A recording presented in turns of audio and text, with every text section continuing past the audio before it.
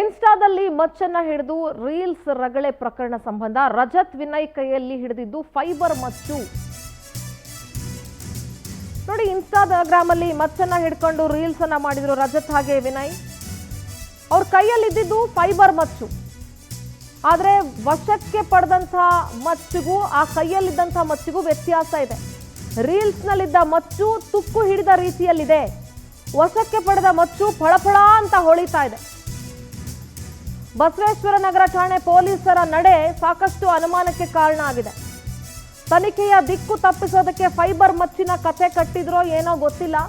ಮಧ್ಯಾಹ್ನ ಒರಿಜಿನಲ್, ಮಧ್ಯರಾತ್ರಿ ಫೈಬರ್ ಮಚ್ಚು. ಇದು ಹೇಗೆ ಅಂತ ಗೊತ್ತಾಗ್ತಾ ಇಲ್ಲ.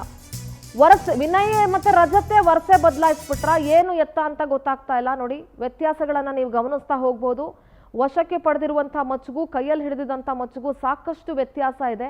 ಕೈಯಲ್ಲಿ ಹಿಡಿದಿದ್ದು ಫೈಬರ್ ಮಚ್ಚು ಅಂತ ಹೇಳ್ತಾ ಇದ್ದಾರೆ. ವಶಕ್ಕೆ ಪಡೆದಿರೋ ಮಚ್ಚೆ ಫಳಫಳ ಅಂತ ಹೊಳಿತಾ ಇದೆ. ಪೊಲೀಸರ ನಡೆ ಬಗ್ಗೆನೂ ಸಾಕಷ್ಟು ಅನುಮಾನ ಮೂಡ್ತಾ ಇದೆ. ಜೊತೆಗೆ ರಜತ್ ಹಾಗೆ ವಿನಯ್ ಅವರಿಬ್ರು ಕೂಡ ಏನಾದರೂ ಇಲ್ಲಿ ಕತೆ ಕಟ್ತಾ ಇದ್ದಾರಾ, ಅವರಿಬ್ರು ಏನಾದರೂ ದಿಕ್ಕು ತಪ್ಪಿಸ್ತಾ ಇದ್ದಾರಾ ಅನ್ನುವಂಥ ಪ್ರಶ್ನೆ ಕೂಡ ಇದೆ. ಒಟ್ಟಾರೆ ತನಿಖೆಯಿಂದ ಹೊರಗಡೆ ಬರಬೇಕು. ಆದರೆ ಪೊಲೀಸರೇ ಪ್ರಕರಣದ ದಿಕ್ಕು ತಪ್ಪಿಸೋದಕ್ಕೆ ಏನಾದರೂ ಯೋಚನೆ ಮಾಡಿದರೆ ಕಷ್ಟ ಆಗತ್ತೆ. ನೋಡಿ, ವಶಕ್ಕೆ ಪಡೆದಿರುವಂಥ ಮಚ್ಚಿದು ಫಳಫಳ ಅಂತ ಹೊಳಿತಾ ಇದೆ. ಕೈಯಲ್ಲಿದ್ದಂಥ ಮಚ್ಚಿಗೂ ವಶಕ್ಕೆ ಪಡೆದಿರೋ ಮಚ್ಚಿಗೂ ಸಾಕಷ್ಟು ವ್ಯತ್ಯಾಸ ಇದೆ.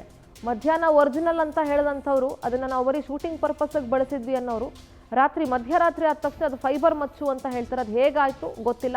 ಇನ್ನೂ ಕೂಡ ಸತ್ಯಾಂಶ ಹೊರಗಡೆ ಬರಬೇಕಾಗಿದೆ.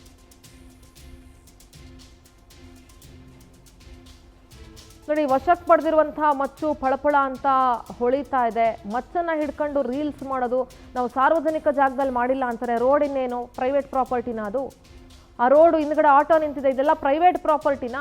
ಅದು ಪಬ್ಲಿಕ್ ಪ್ರಾಪರ್ಟಿನೇ, ಸಾರ್ವಜನಿಕ ಸ್ಥಳವೇ ಅದೆಲ್ಲ.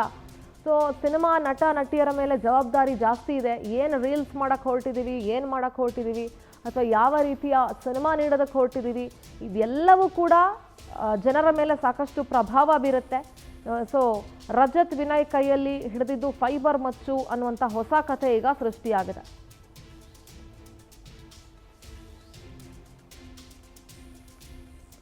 ಮಚ್ಚನ್ನ ಹಿಡ್ಕೊಂಡು ರಜತ್ ಹಾಗೆ ವಿನಯ್ ರೀಲ್ಸ್ ಮಾಡಿದಂಥ ಪ್ರಕರಣ, ಈ ಒಂದು ವಿಷಯದ ಬಗ್ಗೆ ದೂರು ದಾಖಲಾಗಿದೆ. ಪೊಲೀಸ್ ಆಯುಕ್ತ ಬಿ ದಯಾನಂದ್ ಹೇಳಿಕೆ ಕೊಟ್ಟಿದ್ದಾರೆ. ಏನ್ ಹೇಳಿದ್ದಾರೆ ಕೇಳಿಸ್ಕೊಳ್ಳೋಣ.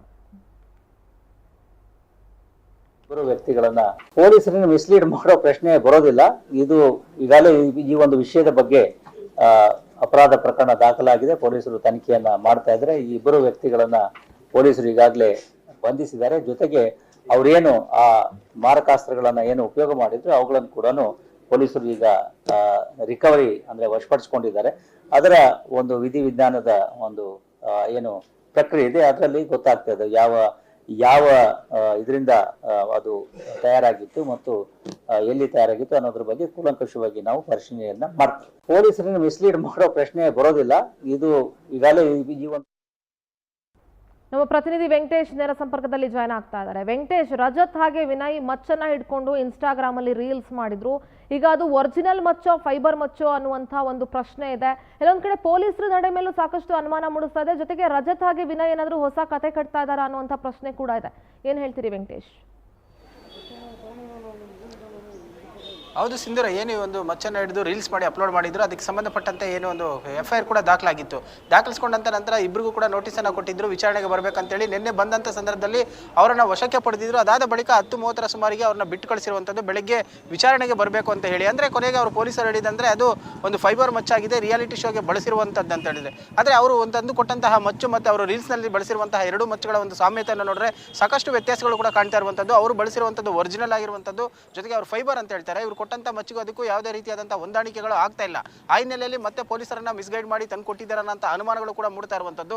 ಸೊ ಈ ಹಿನ್ನೆಲೆಯಲ್ಲಿ ಈಗ ಮತ್ತೆ ಅವರು ಇವತ್ತು 10ವರೆಗೆ ವಿಚಾರಣೆಗೆ ಬರಬೇಕಾಗಿತ್ತು, ಅವರು ಬಂದಿಲ್ಲ. ಆದರೆ ಈ ಒಂದು ಮಚ್ಚುಗಳ ಸಾಮ್ಯತೆಯನ್ನು ಕಂಡಾಗ ಅದು ಡೂಪ್ಲಿಕೇಟ್ ಅಂತ ಹೇಳಿ ಗೊತ್ತಾಗಿದೆ. ಒಂದು ವೇಳೆ ಏನಾದರೂ ಅವರು ತಂದು ಕೊಟ್ಟಿದ್ದು ಮತ್ತು ಅವರು ರೀಲ್ಸ್ನಲ್ಲಿ ಬಳಸಿದಂತಹ ಮಚ್ಚು ಎರಡರಲ್ಲೂ ಕೂಡ ವ್ಯತ್ಯಾಸಗಳು ಕಂಡು ಬಂದರೆ ಸಾಕ್ಷಿ ನಾಶದ ಆರೋಪದಡಿ ಮತ್ತೆ ಅವ್ರನ್ನ ಬಂಧನ ಮಾಡುವ ಸಾಧ್ಯತೆ ಕೂಡ ಇರುವಂತಹ ಸನ್ನಿವೇಶ ಈಗ ಆಗಿದೆ. ಹಾಗಾಗಿ ಅವರು ಮತ್ತೆ ಈಗ ಪೊಲೀಸ್ ಸ್ಟೇಷನ್ಗೆ ಬರ್ತಾರಾ ಅಥವಾ ಒಂದು ನಿರೀಕ್ಷಣಾ ಜಾಮೀನನ್ನು ತೆಗೆದುಕೊಂಡು ಬರ್ತಾರಾ ಅನ್ನುವಂಥ ಪ್ರಶ್ನೆ ಕೂಡ ಕಾಡ್ತಾ ಇರುವಂಥದ್ದು. ಸದ್ಯಕ್ಕೆ ಈಗ ಅವರು ಮನೆಯಿಂದ ಹೊರಟಂತ ಸಂದರ್ಭದಲ್ಲಿ ನಾನು ಪೊಲೀಸ್ ಠಾಣೆಗೆ ಹೋಗ್ತಾ ಇದ್ದೀನಿ, ವಿಚಾರಣೆಗೆ ಹಾಜರಾಗಬೇಕು ಅಂತ ಏನು ಕರೆದಿದ್ದಾರೆ ಅದಕ್ಕೆ ಅಂತ ಹೇಳಿದ್ರು. ಆದರೆ ಇದುವರೆಗೂ ಕೂಡ ಬಂದಿಲ್ಲ. ಆ ಹಿನ್ನೆಲೆಯಲ್ಲಿ ವಿನಯ್ ಮತ್ತು ಏನು ರಜತ್ ಏನಿದ್ದಾರೆ ಇವತ್ತು ವಿಚಾರಣೆಗೆ ಬರ್ತಾರಾ ಇಲ್ಲ ಅನ್ನೋ ಪ್ರಶ್ನೆ ಈಗ ಕಾಡುವಂಥದ್ದು ಸಿಂಧೂರ.